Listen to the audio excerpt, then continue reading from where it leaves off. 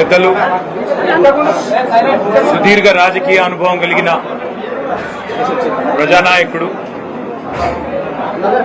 మాజీ మంత్రివర్యులు శ్రీ తాటిపర్తి జీవన్ రెడ్డి గారిని సాదరంగా పెద్దలు కేసీఆర్ గారి సూచన మేరకు సాదరంగా వారిని భారత రాష్ట్ర సమితిలోకి ఆహ్వానించడానికి ఈరోజు మా సహచరులందరితో కలిసి పెద్దలు మాజీ మంత్రివర్యులు శ్రీ కొప్పుల ఈశ్వర్ గారు, మాజీ మంత్రివర్యులు శాసన మండలి సభ్యులు శ్రీ ఎల్ రమణ గారు, మాజీ మంత్రివర్యులు కరీంనగర్ శాసనసభ్యులు గంగుల కమలాకర్ గారు, మాజీ మంత్రివర్యులు పాల్కొండ శాసనసభ్యులు శ్రీ వేముల ప్రశాంత్ రెడ్డి గారు, మాజీ ఆర్టీసీ కార్పొరేషన్ అధ్యక్షులు పెద్దలు శ్రీ బాజిరెడ్డి గోవర్ధన్ గారు, మాజీ పార్లమెంట్ సభ్యులు శ్రీ బోయిన్పల్లి వినోద్ కుమార్ గారు, జిల్లా అధ్యక్షులు జగిత్యాల శ్రీ విద్యాసాగర్ రావు గారు, రాజ్యసభ సభ్యులు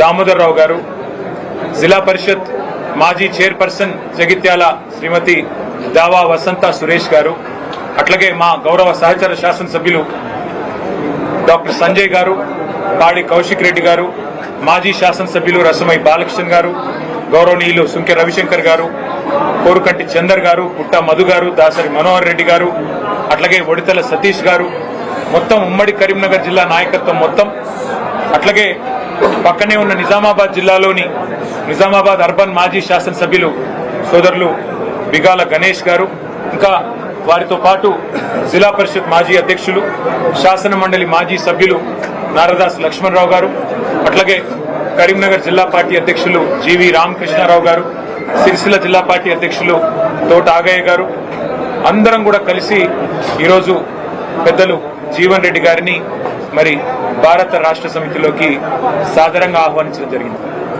నిజానికి జీవన్ రెడ్డి గారు వారి రాజకీయ అనుభవం కానీ వారికి ప్రజా జీవితంతో వారికి ముడిపడి ఉన్న పెనవేసుకుని ఉన్న బంధం ఏదైతే ఉన్నదో సుదీర్ఘ కాలంగా కాంగ్రెస్ పార్టీతోనే వారు దాదాపు 4 దశాబ్దాలకు పైగా కాంగ్రెస్ పార్టీకి విశేషమైన సేవలు అందించిన విషయం మీ అందరికీ తెలిసింది.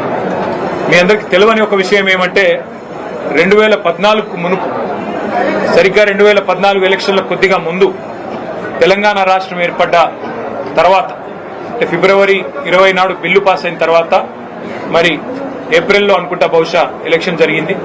ఆ మధ్య కాలంలో అప్పుడు పెద్దలు కేసీఆర్ గారు జీవన్ రెడ్డి గారిని ఆహ్వానించారు పార్టీలో.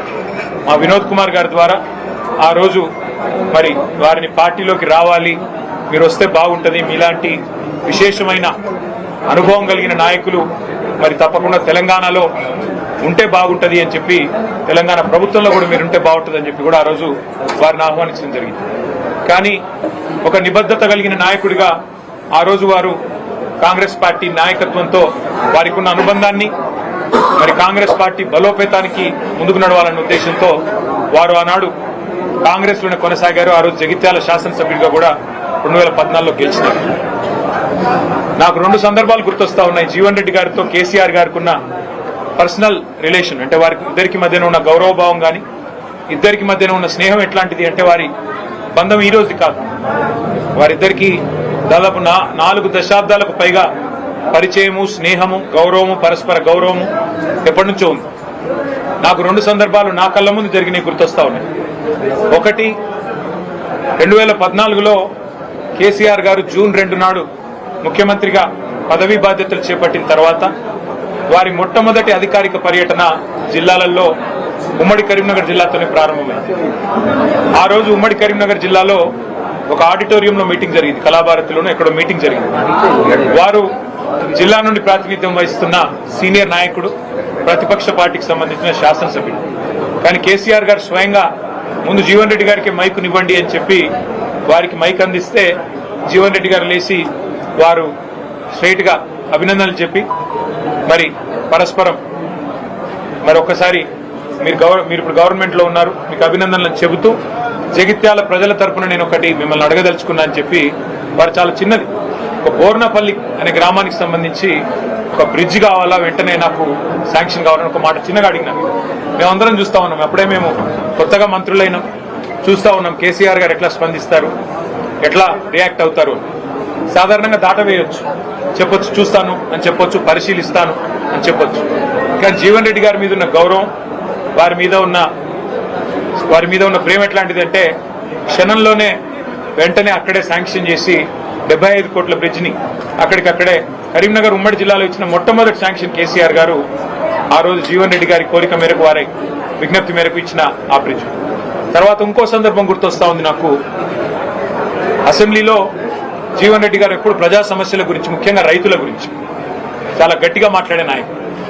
ఈ జిల్లాలో, ముఖ్యంగా జగిత్యాల జిల్లాలో నిజాం షుగర్స్ అనేది ఒక చాలా ఇంపార్టెంట్ సబ్జెక్ట్ గా ఉండేది. అటు విద్యాసాగర్ రావు గారు, జీవన్ రెడ్డి గారు ఇద్దరు కూడా కొట్లాడేవారు గట్టిగా, మాకు ఖచ్చితంగా దీన్ని తెరిపించాల్సిందే. కేసీఆర్ గారు కూడా ఖచ్చితంగా షుగర్ ఫ్యాక్టరీ తెరిపించాల్సిందే, అందులో భేదాభిప్రాయం లేదు, మేము కూడా మాటిచ్చున్నాము. కానీ పక్కనే ఉన్న మహారాష్ట్రలో, అప్పుడు పోచారం శ్రీనివాసరెడ్డి గారు వ్యవసాయ మంత్రి, పక్కనే ఉన్న మహారాష్ట్రలో సహకార వ్యవస్థలో కోఆపరేటివ్ ఫార్మాట్ లో చాలా బ్రహ్మాండంగా నడుస్తా ఉన్నాయి అక్కడ షుగర్ మిల్లులు.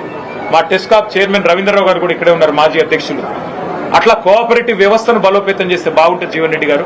ఒకవేళ మీరు కావాలనుకుంటే ప్రభుత్వం నుంచి 250-300 కోట్లు పెట్టడానికి కూడా మేము సిద్ధంగా ఉన్నాం. అవసరమైతే మీరే చైర్మన్ గా ఉండండి దానికి అని చెప్పి కూడా నిండు శాసనసభలో ముఖ్యమంత్రిగా కేసీఆర్ గారు అన్నాడు జీవన్ రెడ్డి గారికి ఓపెన్ గా, ఎలాంటి బేసిజానికి పోకుండా ఒక ఆఫర్ కూడా ఇచ్చారు. ఇవాళ నేను మా జగిత్యాల జిల్లా నాయకత్వానికి కూడా హృదయపూర్వకంగా నేను ధన్యవాదాలు తెలియజేస్తాను. ఎందుకంటే ఇటు మా విద్యాసాగర్ రావు గారు జిల్లా పార్టీ ప్రెసిడెంట్ గారు కానీ, అట్లాగే ఎల్ రమణ గారు మాజీ మంత్రి గారు కానీ, మా చెల్లెలు మాజీ జిల్లా పరిషత్ చైర్పర్సన్ శ్రీమతి దావా వసంత గారు కానీ, వారందరూ కూడా జీవన్ రెడ్డి గారిని జగిత్యాలలో మనం ఆహ్వానించినట్టయితే, వారి ఇంటికి పోయి ఆహ్వానించినట్టయితే బాగుంటది అంటే, వారు ఒక క్షణం కూడా సంకోచించకుండా వారు చెప్పిన మాట ఏమంటే, నాకు అన్న పార్టీ బలోపేతానికి, పార్టీ తిరిగి అధికారంలోకి రావడానికి, కేసీఆర్ గారు ముఖ్యమంత్రి కావడానికి తప్పకుండా మనందరం కృషి చేయాల్సిందే. అందులో భాగంగా జీవన్ రెడ్డి గారి చేరిక అనేది మనకు చాలా చాలా లాభం జరుగుతుంది. వారిని మీరు తప్పకుండా రండి, ఆహ్వానించండి, మేమందరం కూడా మీకు వెల్కమ్ చెప్తామని చెప్పి వాళ్ళు అన్ని సాధారణంగా ఏర్పాట్లు కూడా వారు చేశారు. వారికి కూడా నా అభినందనలు. వాళ్ళ రాష్ట్ర వ్యాప్తంగా ఉన్న రైతుల్లో ఒక ఆక్రోశం ఉంది, రాష్ట్ర వ్యాప్తంగా ఉన్న ప్రజల్లో ప్రతి వర్గంలో ఇవాళ ఒక ఆక్రోశం వ్యక్తమవుతా ఉంది. ఈ ప్రభుత్వం రేవంత్ రెడ్డి గారి నాయకత్వంలో గత 2.5 సంవత్సరాలుగా మరి ఏ రకంగా తన పరిపాలనా వైఫల్యాలను కప్పిపుచ్చుకోవడానికి ఎప్పటికప్పుడు ఏదో ఒక డైవర్షన్ టాక్టిక్ ఉపయోగిస్తూ ఏదో కాలం నెట్టుకొస్తున్నారు తప్ప ఇంతవరకు మాకు ఒరిగిందేమీ లేదు అనే భావన బలంగా ప్రజల్లో ఉంది. ముఖ్యంగా రైతుల్లో 3 సార్లు ఈ ప్రభుత్వం ఇప్పటికీ రైతు బంధు ఎగ్గొట్టింది. ఒకసారి కాదు, 2 సార్లు కాదు, 3 సార్లు విజయవంతంగా రైతు బంధు ఎగ్గొట్టారు. 3 సార్లు రైతు బంధు ఎగ్గొట్టడం అంటే ఒక్కొక్క దఫా వాళ్ళు చెప్పిన 9,000 కోట్లు లెక్కేసుకున్న 27,000 కోట్లు ఈ 2.5 సంవత్సరాల్లోనే ప్రభుత్వం 70 లక్షల మంది రైతులకు బాకీ పడ్డది. 27,000 కోట్లు ఎగ్గొట్టి 20,000 కోట్ల రుణమాఫీ చేసినా అని చెప్పి రేవంత్ రెడ్డి గారు ఏదైతే రైతులను మభ్యపెట్టే ప్రయత్నం చేస్తున్నారో రైతుల ఆవేదనతో ఉన్నారు. అట్లాగే రాష్ట్ర వ్యాప్తంగా ఉన్న మహిళలు నిన్న రేవంత్ రెడ్డి గారు మాట్లాడిన మాట కూడా చూస్తున్నారు.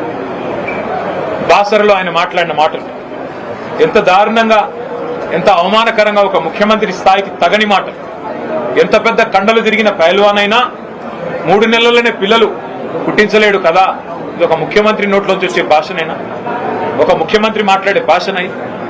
అసలు 3 నెలలు అన్న మాట చెప్పింది ఎవరండి? మేం చెప్పినామా? ప్రజలు అడిగారా? మీరే కదా సంతకాలు పెట్టింది, మీరే కదా రేవంత్ రెడ్డి గారు పిసిసి అధ్యక్షుడిగా, మీ బట్టి విక్రమార్క గారు సిఎల్పి లీడర్ గా 100 రోజుల్లోనే 6 గ్యారంటీలు అమలు చేస్తామని నొక్కి చెప్పింది మీరు, గ్యారంటీ కార్డులు ఇచ్చింది మీరు, ఆర్థిక పరిస్థితి మొత్తం మాకు తెలుసు అని చెప్పి ఉదరగొట్టింది మీరు. ఇవాళ ఏ ఒక్క హామీ అమలు చేయకుండా ఈ అపసవ్యపు మాటలు మాట్లాడుతున్నది మీరు. పెద్దలు జీవన్ రెడ్డి గారు లాంటి నికార్సైన కాంగ్రెస్ నాయకులను అవమానించి వారి ఆత్మగౌరవాన్ని దెబ్బతీస్తున్నది మీరు. ఇది ఒక జీవన్ రెడ్డి గారి విషయంలో కాదు నేను మాట్లాడుతున్నాను. నేను మొన్న డిప్యూటీ సీఎం బట్టి విక్రమార్క గారి కొడుకు పెళ్లికి పోయినా. ఒకరు కాదు, ఇద్దరు కాదు, ఒక 100-150 మంది కాంగ్రెస్ కార్యకర్తలు నా చేతిలో చేసి అన్న వచ్చేది మీ ప్రభుత్వమే. అది సందర్భము కాదు, రాజకీయ వేదిక కాదు, ఇంకోటి కాదు. ఎందుకు చెప్తా ఉన్నా అంటే కాంగ్రెస్ పార్టీ కార్యకర్తల ఆక్రోశమే ఇట్లా ఉంటే, సామాన్య కాంగ్రెస్ కార్యకర్తల ఆవేదన ఇట్లా ఉంటే ఈ రాష్ట్రంలో రైతుల పరిస్థితి, ఈ రాష్ట్రంలో మహిళల పరిస్థితి, ఈ రాష్ట్రంలో పేదల పరిస్థితి, ఈ రాష్ట్రంలో 2 లక్షల ఉద్యోగాలని చెప్పి మీరు మీ చేతిలో మోసపోయిన యువత పరిస్థితి ఏ రకంగా ఉందో మనం అర్థం చేసుకోవచ్చు. సరే, ఇవాళ రేవంత్ రెడ్డి గారు అధికార మత్తులో, అధికారం ఉందనే అహంకారంతో ఇష్టారీతిన మాట్లాడుతుండవచ్చు. పెద్దలను కూడా కేసీఆర్ గారు అయితేనేమి, మరి తెలంగాణ కోసం గట్టిగా, కాంగ్రెస్ పార్టీ కోసం గట్టిగా కొట్లాడిన పెద్దల్ని కూడా అవమానించే తీరులో మాట్లాడుతుండవచ్చు. కానీ కాలం ఎన్నటికీ ఒక్కలాగా ఉండదు, అధికారం కూడా ఎన్నటికీ ఎవరిది ఒకరి సొత్తు కాదు.